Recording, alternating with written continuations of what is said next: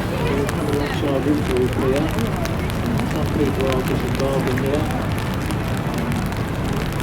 Maybe one or two come on board also. We'll be here for 5 minutes at most before we can see down there.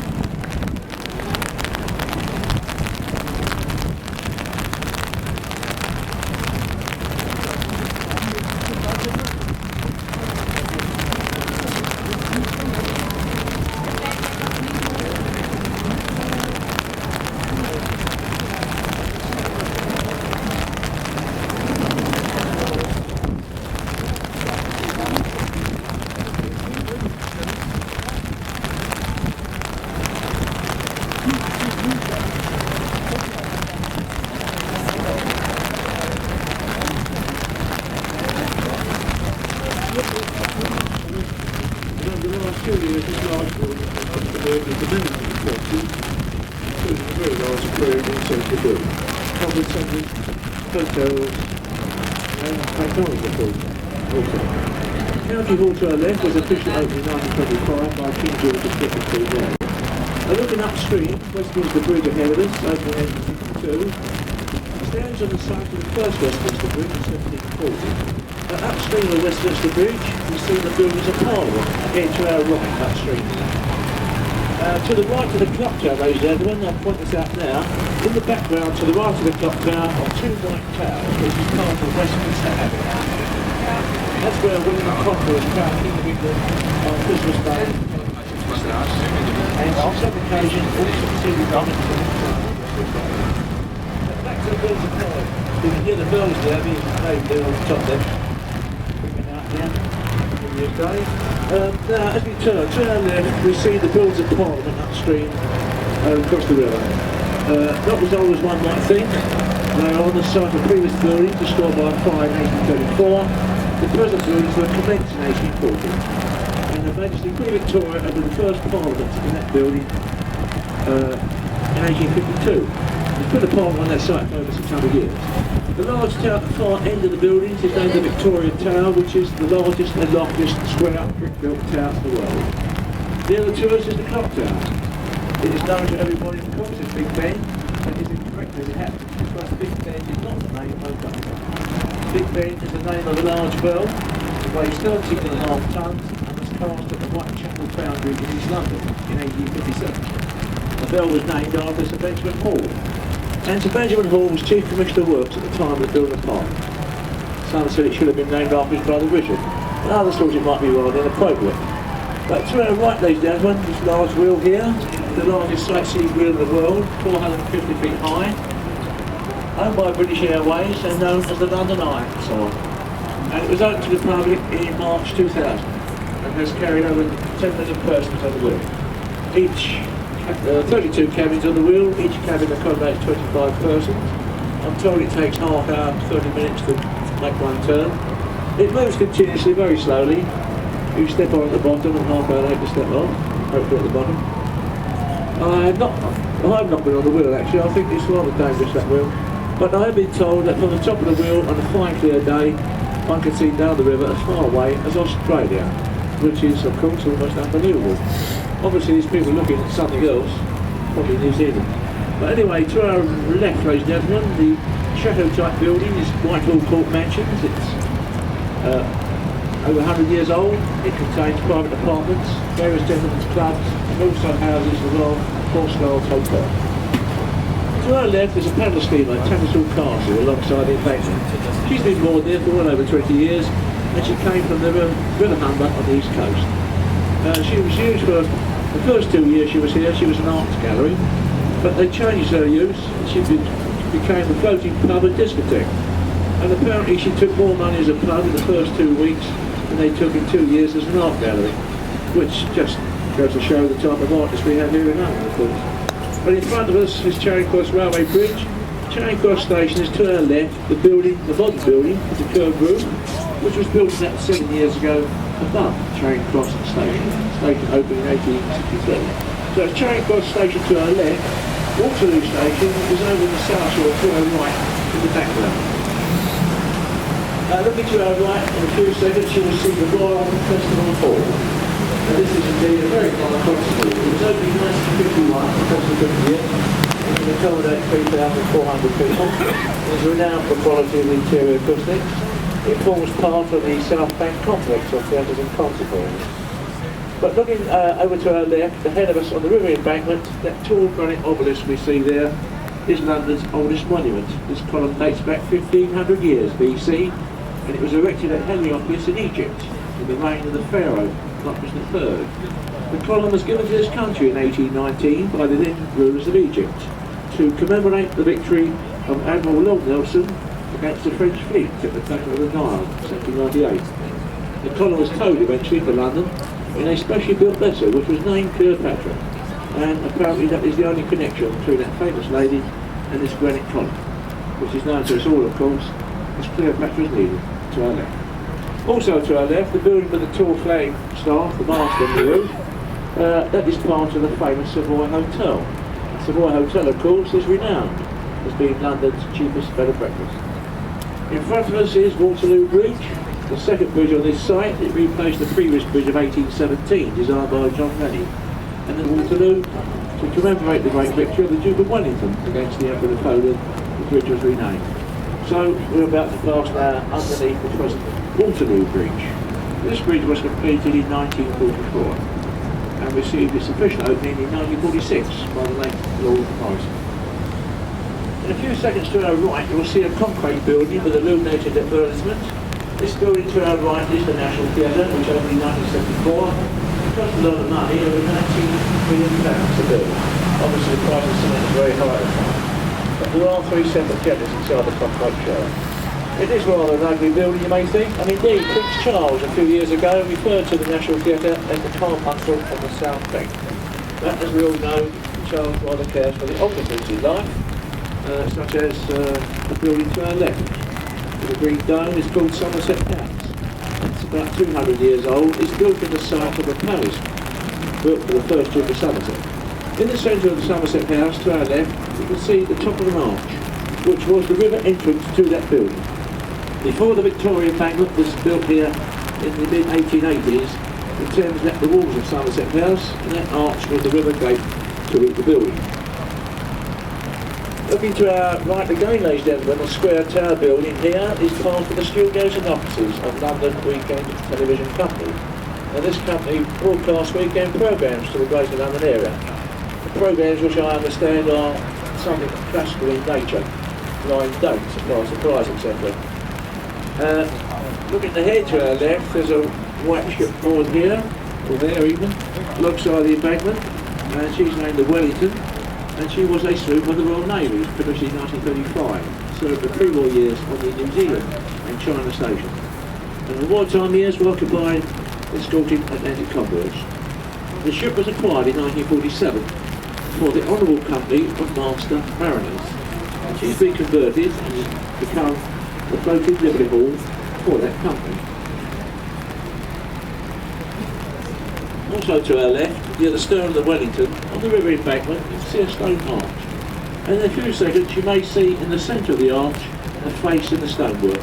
The face in the centre of the arch depicts Old Father Thames. The arch itself marks the boundary line of two cities. We are now leaving behind the city of Westminster, the city of politics and power, and are now within the boundaries of the square mile, the city of London. And all the area behind the trees to our left, that is called the Temple Inn. And that area is virtually exclusive to the legal profession. This association with the legal profession dates back to 1320. That was the time of the Knights Templar, the Crusaders, who owned a property in that area, and they leased part of it to solicitors. Now the buildings to our left behind the trees house the chambers and offices of judges, barristers, Queen's Counsel and such like. The Temple Inn was founded and built around the Temple Church of 1158. Ahead to our left we have coming to your view St Paul's Cathedral, and this is probably the best view of St Paul's from the Thames. This magnificent building stands on Ludgate Hill. It was built on the site of the previous St Paul's, which was destroyed in the Great Fire of 1666. The present cathedral, 365 feet high, is built with Portland stone, and that magnificent dome weighs approximately 22,000 tonnes. The cathedral was built over a period of 35 years. It was fully completed in 1710. The first church service was held in the building in 1697. Created, of course, by the great architect, Christopher Wren. The building to our left with the slate roof was the City of London School for Boys. They moved to new premises a few years ago. The building is now occupied by an American bank. And also to our left, the building with the rounded column front is called Unilever House. It is the head offices of a very large international company, Unilever Brothers. And in a few seconds, I'll be past the buildings coming to view now. Inshore to your left, we see a gold-coloured statue of Justice above a dome. That statue is above the Old Bailey. The Old Bailey is this country's central criminal court, built on the site of Newgate Prison. There she is, statue of Justice above the Old Bailey. As we're now approaching Blackfriars Bridge, which was officially opened in 1869 by Her Majesty Queen Victoria, this is the second bridge to stand on this site. And in a moment, on either side, we pass iron columns on stone piers. These columns support the railway bridge of 1864, opened by the London, Chatham and Dover Railway Company. The first bridge to carry the tracks across the Thames from the Surrey shore to our right to the City of London. So we now pass beneath the present Blackfriars Railway Bridge, completed in the mid-1880s. As we come through the bridge, and here to our right is a large building. That was the Bankside Power Station. The power station closed in 1982 and has been converted to become the Tate Modern Arts Gallery. Modern art, whatever that is on show inside that large building. Probably a pile of tyres and bricks. Then go to the glass case, a couple of unmade beds, burnt out car. And I have been told there's a small room in the building which contains an electric light bulb flashing on and off. So it's all quite unique and trendy stuff. And admission is free, otherwise no one would go there. And it was opened to the public in June 2000. And after it was opened, it closed 2 days later because it shook, rocked and rolled when people walked across it. Quite incredible really. As I said, a unique piece of engineering. Because when it was completed, it was totally useless. It remained so for over 18 months until they managed to get the thing stabilised. I believe they stabilised the structure with some of the old Swan West gymnastics. But whatever they did use, that did cost another £5 million. So this is the rather expensive wibbly wobbly bridge we're about to pass under. Ahead to our right, ladies and gentlemen, there's a white circular shaped building. It has a thatch roof and flag, and that building ahead to our right is the replica Globe Theatre. It stands in the spot where the original Globe was completed in 1599, and the present building is exact in every detail to the original Globe Theatre.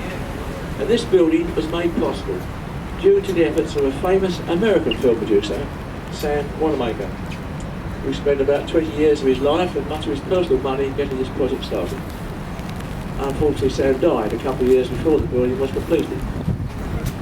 Bankside is the name of the area to our left on the south shore. And this area on the south shore, to our right, to our right on the south shore is Bankside. All this area here was in the 1600s Londoners' playground, because at that time entertainment was banned from the City of London limits, and therefore the Londoners of those days had to cross the Thames by a waterman's boat to use the old London Bridge to gain access to their entertainments, which were of course their theatres, there were taverns, bear baiting pits, cockfighting pits, bare knuckle fighting, palaces, horizontal pleasure, and probably bingo and karaoke every Friday night. It all happened here on the south side in the 1600s. And in front of us now is Southwark Road Bridge, the second bridge on this site. This bridge was completed in 1921. It is the narrowest and the least used of the city road bridges, and that's mainly because no one can find the approaches to it on the south shore. As we come through Southwark Bridge, ahead of us is the Cannon Street Railway Bridge. At Cannon Street Station, ahead to our left, we see the brick towers. So you also observe in between the brick towers the modern building which has been inserted there. And as you see, it glows superbly with the Victoria brickwork. And of course the original station of 1866 was destroyed by enemy action during the Second World War. And as it happens, the brickwork, the towers and walls of the station, that is virtually the only surviving pre-war architecture on the stretch of the Thames. All this area went up in flames in December 1940. As we come under Cannon Street Bridge, in a few seconds to our right you'll see Winchester Wall. It was a flour mill, not any longer, but behind Winchester Wall to our right is Clinton Street, the site of the debtors' prison named the Queen. And of course it was from that prison the expression came into being of burning the prison, burning the king. Part of the old prison is still there to our right and open to the public on certain days of the week. Also ahead to our right, the small ship in the dock. She is a replica of the vessel Sir Francis Drake sailed around the world in the 1500s. This vessel was built in 1973 at Ambledore in Devon and has been around the world on the tracks of Drake's voyage, and she's been there 6 or 7 years and is open to the public. The Golden Hind to our right. In front of us is London Bridge, which was officially opened by the Thames Estuary in March 1973 and is built on the exact site of the previous London Bridge of 1831, which was sold for £1 million to an American company and has been re-erected at Lake Havasu in Arizona. Before the bridge, ladies and gentlemen, to our right we have a glimpse of Southwark Cathedral, and there is buried Edmund Shakespeare, William's younger brother. Apparently not too many people realise William Shakespeare had a younger brother, but he did, and he's dead, and he's there. Now the present London Bridge we're about to pass under cost around £6 million to build over 5 years, and it was built at the same time as the previous bridge on this site was dismantled. 47. But the first stone bridge was completed in 1209. It crossed the river just about where we are now, and that bridge of 1209 served London for over 600 years until replaced by the second stone bridge of 1831, which is now the American. So after 600 years, no wonder they sung about that bridge. London Bridge is falling down, probably was. Here to our left, ladies and gentlemen, is a large blue glass building, which is the head offices and training grounds for the London Window Cleaning Company. No trainers are now, of course, and moved to new premises down. Only fish there now, the two fish on the roof, the weather vanes. To our left still, there is a white stone building that is the headquarters of the Customs and Excise Service. There's been a customs station on that site for about 500 years. Ahead to our right, the shipboard here in the Port of London, and this is HMS Belfast, town-class cruiser of the Royal Navy. She was launched in March 1938 from the Harland and Wall shipyard in Belfast and served throughout the Second World War. And amongst this vessel's various exploits was her involvement in the action, which developed off the North Cape of Norway. This action took place on the 26th of December 1943 and resulted in the sinking of the German Bankerville and Scharnhorst on that day. The Belfast was given 12 6-inch guns as a main armour, 6 forward, 6 aft, and those guns are last in action off the Korean coast in the 1950s. This vessel is an extension of the Imperial War Museum. It's open to the public 7 days a week. She's well worth a visit. I'll watch you around the ship from the engine rooms to the bridge. Much of interest. Now we shall shortly be turning to go alongside Tower Pier, which is down there. Before we turn, however, just here to our right ahead of us, unusual looking structure, this glass onion-shaped thing, which is a sort of palace really. Now, as some will know, 2 or 3 years ago now, a new job was created as Mayor of the Greater London area. And a gentleman named Ken Livingston obtained that situation. Well, that's Kent's Palace to our right. Built at a cost of £68 million, just some money well spent. And apparently £2 million in 1968 was given to a committee who set for a few months dreaming up a name for the building. And the name they eventually came up with was Sydney Hall. Quite unique, of course, to our right as we turn, Tower Bridge, which is still the only movable bridge spanning the Thames. And that is because the centre section of the bridge, used by the road traffic, consists of 2 spans, and each span weighs over 1,000 tonnes. Those spans can be raised in less than half a minute to allow ships to enter and leave all above. The bridge was officially opened on the 30th of June 1894 by the then Prince of Wales, who later became King Henry. 108 years old, Tower Bridge, is a magnificent piece of Victorian engineering. It's still going strong. It is used quite frequently even in these days. Now, as we turn to our right, ladies and gentlemen, we have to our right London's historic Royal Palace and Fortress, which is of course the Tower of London. The Tower of London was commenced in the reign of King William I about 1078. It was built originally as a fortress to guard the east side of the city. The tower has been many things in its long history and has also been changed and extended over the centuries by many succeeding monarchs. The original part of the buildings, the square building above which the flag is flying, that is called the White Tower. And also to our right here, on the river wall, you may see a word there on the river wall, entry to the Traitors' Gate, which marked the old river entrance to the town of London, which is behind the present river wall. And the Traitors' Gate was apparently mainly used by prisoners, and these prisoners were tried upstream at the old palace of Westminster for crimes such as treason, and after which they were rowed down the river, probably without a commentary indeed. They came down the river by boat into the Tower of London through the Traitors' Gate. The Traitors' Gate, therefore, is effectively London's first one-way street. There's nearly 1,000 years of history amongst those buildings there. Well, ladies and gentlemen, we're about to come alongside Tower Pier. Just a couple of things. If you had, hopefully it makes the journey of some interest, but possibly that's where Mr. Floyd is. So I assume it's